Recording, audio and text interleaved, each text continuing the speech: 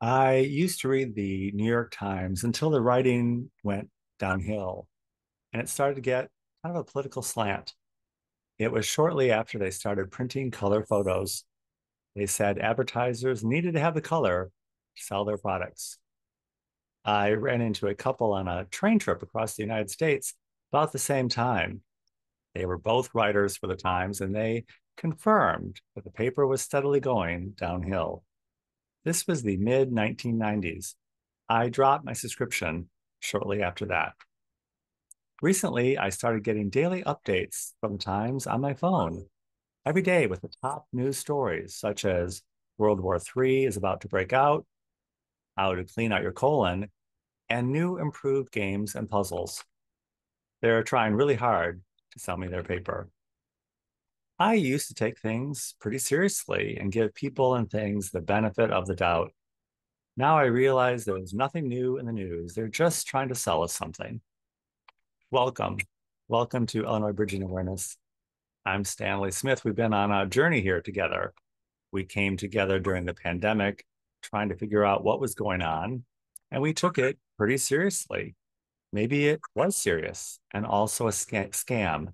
Many of us had the feeling that it was kind of both. But what's important now is now. We've been focusing on gratitude. Gratitude supersedes having things to be happy about. We all got really good at being unhappy, and there's plenty to be unhappy about.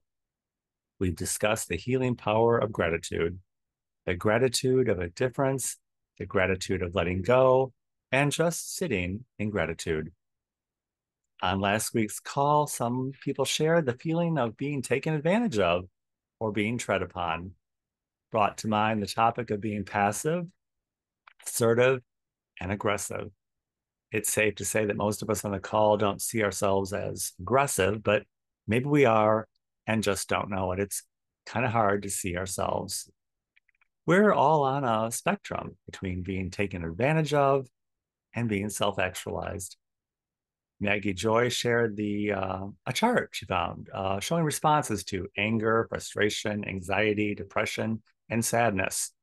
Then paired these with actions that we could take to balance these out, such as taking a walk, singing a song, or taking a cold shower.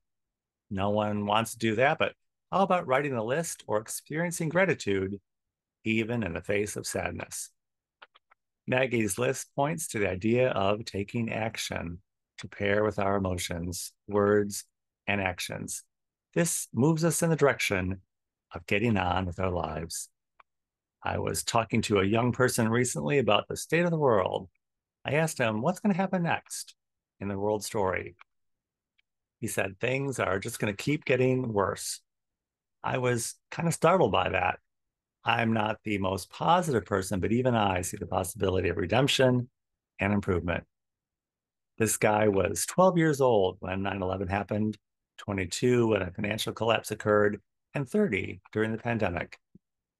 We've had a completely different experience, and we know things can be better than this because we experienced it. Other young people tell me this is a false narrative and that things were never better in the past.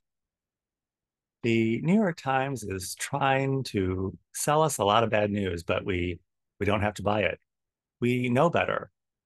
There is a lot to be said about and also much gratitude. Let's live into the gratitude and help educate the less fortunate. Things can be better because they are better. It's not a puzzle to be solved or a way to clean out your colon. It's gratitude, and it's the life that God intended for us to live. We don't have to be worried about reading about it in the news anytime soon because no one's reporting on it. It's up to us to live it. Please join us on the Illinois Bridging Awareness call. The Saturday call is every Saturday at 9 a.m. Central Time on Zoom. I will include my email in the description of this video. Be happy to send you an invitation. And I look forward to seeing you very, very soon.